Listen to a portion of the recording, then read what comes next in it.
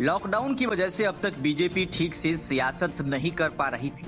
Party के दिग्गज नेता कोरोना से लड़ाई में जुटे थे, लेकिन वक्त बदला तो अब उनका अंदाज भी बदलने लगा।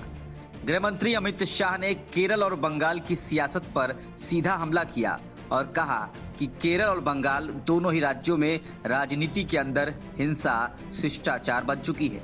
मुझे लगता है कि देश की राजनीति और देश के लोकतंत्र के लिए ये परिस्थिति ठीक नहीं है।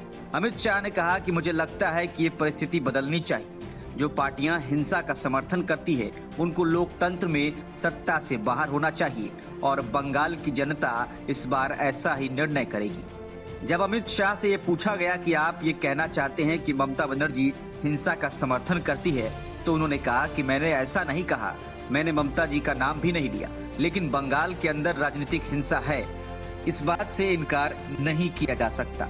अमित शाह ने कहा कि इसलिए जो पार्टियां राजनीतिक हिंसा के लिए जिम्मेदार हैं, जिनको बंगाल संभालना था, पहले 27 साल कम्युनिस्टों ने संभाला, फिर पिछले 10 साल से ममता जी संभाल रही हैं, लेकिन हिंसा नहीं संभली, ये बढ़ती ही गई और बंगाल पिछड़ता गया।